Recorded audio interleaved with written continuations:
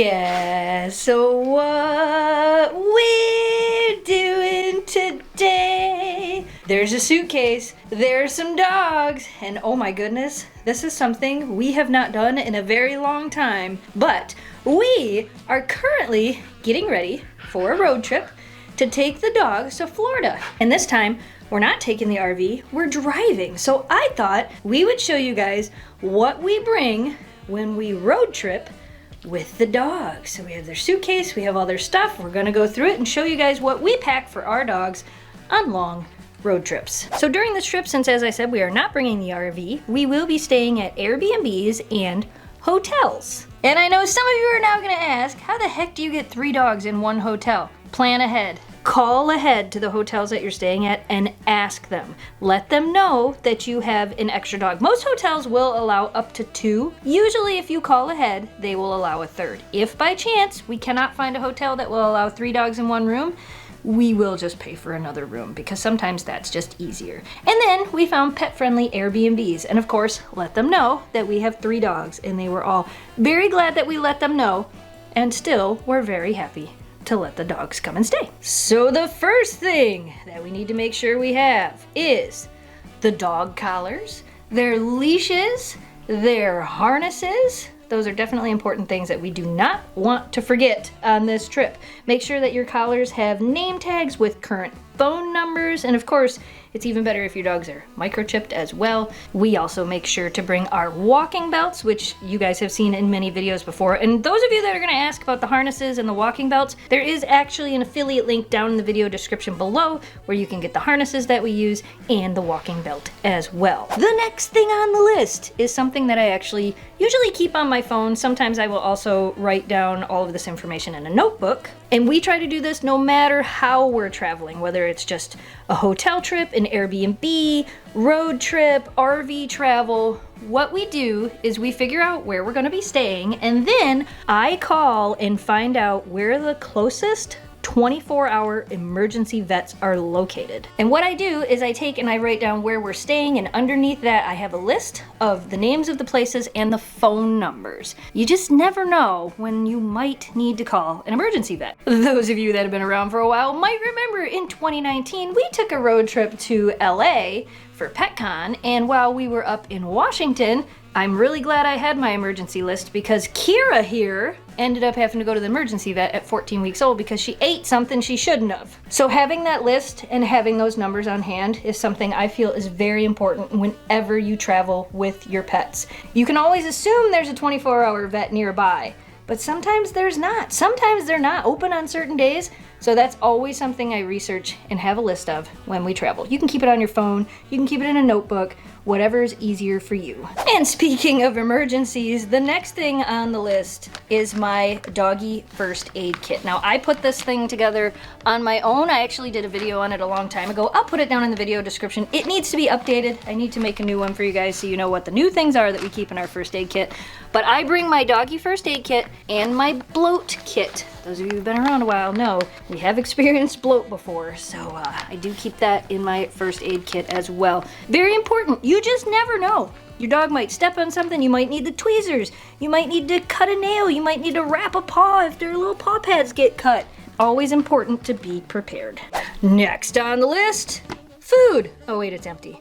There's no food in it. So there's nothing in it. So this is actually a little dog food container that I bring with me. It has a seal on it, which I like, and I fill it up with their dog food just to make it easy so we don't have to stop and constantly buy dog food. And now you might be wondering, a suitcase? We have 3 dogs, and it is so much easier for me to just put all of their stuff in their own suitcase, especially when we do hotel and Airbnb stays. In the RV, we have a place for everything, but when we're just in the car, all of the dog stuff needs a place to go. So giving them their own suitcase works really good. Now I'm gonna show you what's inside it. The dogs are like, oh man, Mom, you did a horrible job packing. I kinda did, I just threw it all in there. It's not fully packed because I knew I had to pull it all out. So of course, you wanna make sure to bring a couple of toys. to keep your pets entertained. And you can see here we have some dog treats and some training treats. Training treats work great for when you're doing photos with your dogs and you want to have the little tiny treats and you're walking around with them. We always try to bring training treats and then of course dog treats because my dogs are accustomed to getting treats every time they go outside. Another important thing not to forget is your dishes. There's a water dish, there's their food dishes. We also have their travel water dish that goes in the back of our Jeep. I also have lids for their food dishes because if you guys don't know, I actually, ever since Memphis had her stomach ulcer, I've been soaking the dog's food for over an hour before they eat it so they kind of get like wet food even though it's dry food. And I use those lids to make sure nothing falls out, so I bring those as well. Kongs. These are great to have to keep your dogs entertained at hotels or Airbnbs. We bring Kongs and peanut butter, and that way it gives them something to do. I guess you could take it. There's nothing in it, but she took it. You have to remember that you're taking your dogs someplace new, so sometimes the Kongs can just help them chill out and feel a little bit more relaxed. We also have something else for that. So 2 things for that, actually. We have our Adaptal Travel Spray. Now we will spray this in the car about 15 minutes before we leave, and then sometimes we spray it in hotels. It's just a pheromone that kind of helps your dog chill out. And of course, calming treats. These are hemp-based calming treats. I have used these many times. They work great for our dogs. I tend to give them to the dogs on days when we know we're gonna be in the car for a really long time. The first 2 days of our trip are 8-hour drive days. So they'll get them on those days, and then probably the first day at the Airbnb, because we have a chill day, we have a day where we get to kind of do whatever we want. I might give them one then, just to help them calm down if they need it. If they're doing good, I won't give them one, but I do give it to them when we have the long travel days in the car. Pet wipes. These are important for keeping their paws clean. I like to use them if we end up anywhere where it's rainy or muddy. Please don't eat those. Poop bags. Poop bags, guys. Clean up after your pets. If you're staying at a hotel, if you're staying at an Airbnb, if you're staying at a campground, no matter where you are staying. Thanks, Kira. You can open those up, I guess. It is so important for you to clean up after your pets. More hotels and Airbnbs would probably be pet friendly if more people could be responsible with their pets. So please, clean up after your pets. And speaking of cleaning up after your pets, I do bring Nature's Miracle with me just in case there's any accidents. You just never know. Like even if the dogs throw up, I will use this to clean it up. We also always let the hotel or Airbnb host know if anything happened where we were so that they can properly clean as well. So again, we're going to Florida and we want to make sure that the dog's paw pads are nice and protected. And of course, we will be doing the cement check rule, making sure it's not too hot for them to walk on before they walk on the cement. But this also helps. Musher Secret. Wow, this is an old container. I'm gonna have to put the new container in this bag. Musher Secret for protecting your dog's paw pads. Another important thing to remember is supplements. If your dogs are on any type of supplements, Memphis is on this and this since her knee surgery. The other dogs get everything else, but only Memphis takes these. It's really important to keep them going on their supplements, so don't forget these. I almost did this trip because I usually have a set that goes in the RV, but I remembered, so don't forget the supplements. Can't forget Memphis's knee brace. In case we go on any long hikes, it's a good idea to bring this. This is for her good knee, not her bad knee. It's just to give her some stability with her good knee. So Memphis's knee brace.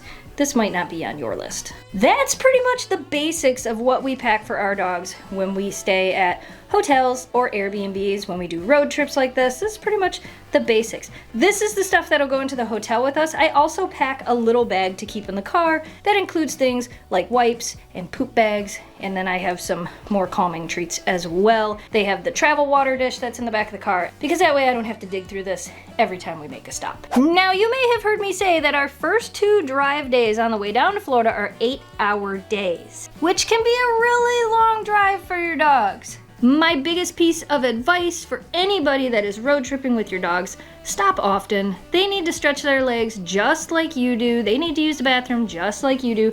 Anytime you stop for yourself, be sure to let your dogs out, even if you only walk them around for 5 to 10 minutes. We usually try to do at like the 4-hour mark. We'll stop for like a half an hour, 45 minutes, walk the dogs around, let them really stretch their legs and get in some exercise, and then back in the car we go. My dogs are pretty seasoned travelers. They've done this quite a few times, so they know what it's like. Memphis is like, I am guarding all of these treats. These are mine. Nobody else can have them. Okay, maybe I will lay down and still stare at the treats. If you guys have any questions of how to road trip and travel with your dogs, leave them down below. If you have any video ideas you guys would like us to do for things like this, leave them in the comments. Let us know. I'll try to answer your questions. Maybe we'll make some more videos on this if this is something that you guys like. I used to do stuff like this all the time, but recently we haven't done as many of these, so I thought this would be a great opportunity to show you guys what we pack for the dogs for a road trip. We are going to be gone for how many days? 10 days, I think? A lot of days. So we hope you guys enjoyed today's video. We hope you learned something. Again, if you want to see the old video of the first aid kit, I'll put a link up in the cards and down in the video description below. Eleanor says, I'm getting the sleeps in before we get in the car and go on a long... This is going to be the longest road trip you've ever done. You've been to Tennessee, but now you're going to Florida. These other two dogs, they still got you beat. They made it all the way out to LA.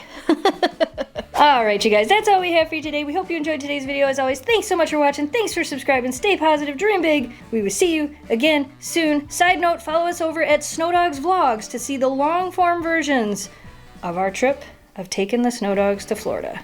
Now I gotta repack everything.